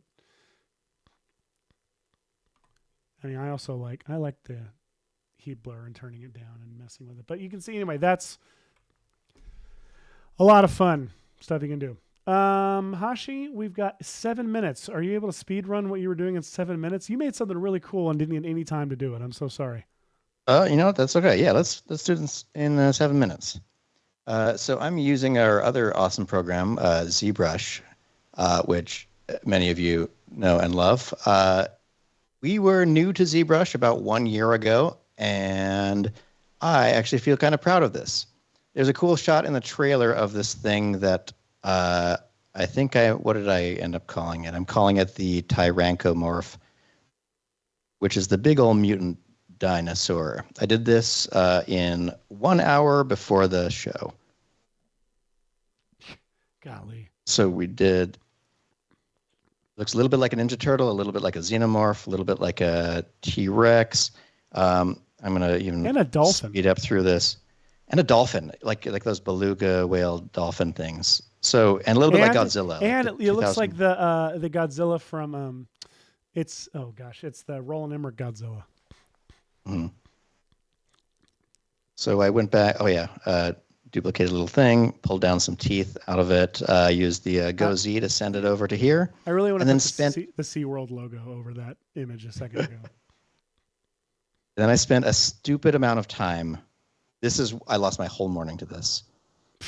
So, he's Z-remeshed, so he's got nice topology, but I spent all this time adding these seams, because if you make line selections like this, when you finally split, if you go to your UV settings and say, UV unwrap, it creates all these little islands. But then, I don't think the clock shows on this, but this is like literally I'm running up to the show, trying to place and do all these things just to optimize a texture on it. I don't know why. It's sort of the stupidest throwaway thing. You're barely going to be able to see it.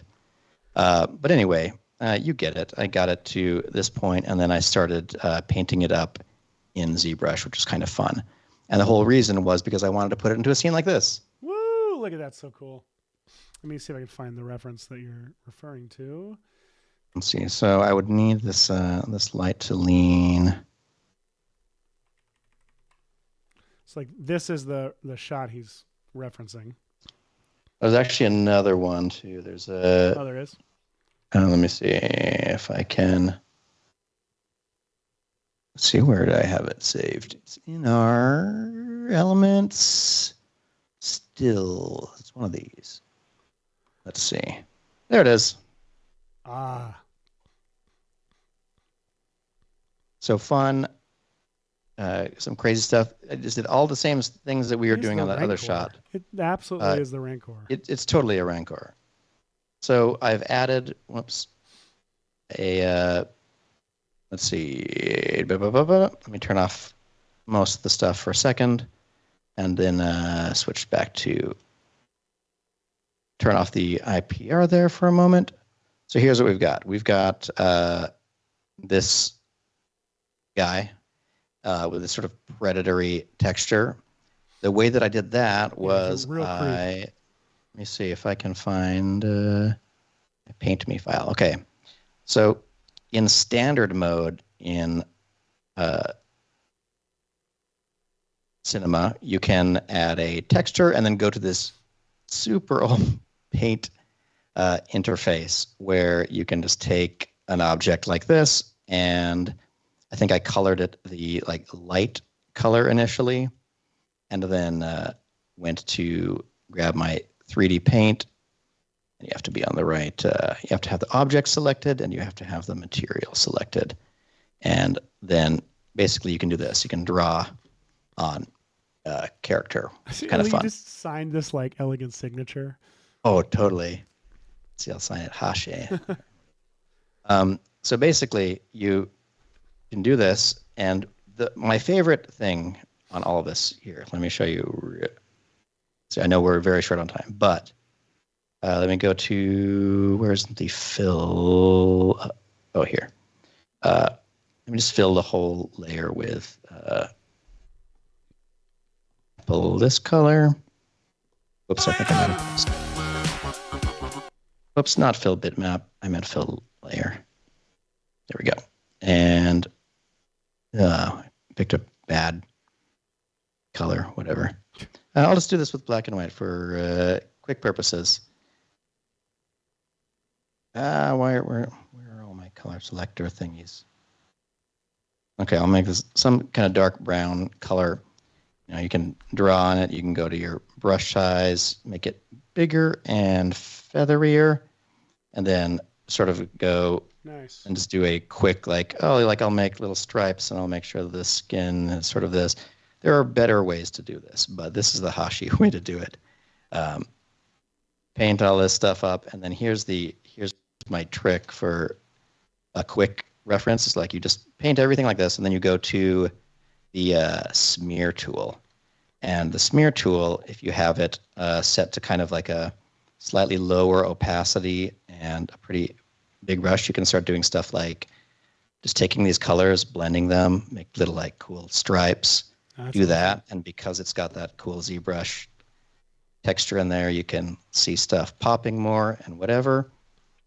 So yeah, you just do that a whole bunch. Look at this. It's so fast and fun. And you just sort of paint it up, and then once you have a pretty decent, organic looking pattern on it, you throw it into Photoshop and use the script from Jason Murphy. I'm trying to remember the real name of it right now, where you basically are selecting and content-aware filling this same pattern, but diffusing it toward. Oh, I was in Cinema 4D already. Toward a dinosaur texture. So it's not great, but it didn't need to be great because all I'm doing is adding, an environment, some lights, and then once I throw it into Redshift with the environment mapping turned on, check it out. It's pretty cool. Dude. I might actually turn down the fog a little bit. And where's my little light? My light is right here. You can see it's super interactive, which is really fun. I could turn this. Spread the light out more. Turn it up. I know we're basically at time. Also but add a little bit of color to your light in the blue channel. I think it's lacking a little bit there. So just take it. No, I'm not saying make it blue. I'm just saying just pull it a little over to the side so it's got a little bit more color info. That way it'll get pretty great. A more rich. Yeah. Oh yeah, well, that's nice. I think we can safely say It looks so good, Hashi. That's such a cool scene. Incredible show and today, I thought. Yeah, great work, Gareth Edwards and team, for coming up with these really cool set pieces that were just being teased, and probably not even by the final VFX yet. Absolutely. So I think that we did a pretty cool job. That was some awesome stuff today. Very awesome stuff. We did. I think we delivered on what we were hoping to do, which was rendering dinosaurs in Redshift, realistic-ish dinosaurs. Yeah. It's pretty cool. If you have a suggestion for stuff you want to see us do on the show, go to maxonvfx.com/chillbox and chill in the chill box. Give us a suggestion. Make sure you go to youtube.com/VFX and subscribe. And please, for the love of God, watch all the other streams that our amazing training team does. Hashi and Michael have been on some recently. Do us a favor. It's fun. It would be fantastic of you. Yes. And speaking of fantastic, what should we do on the show next week, Seth? I have no idea.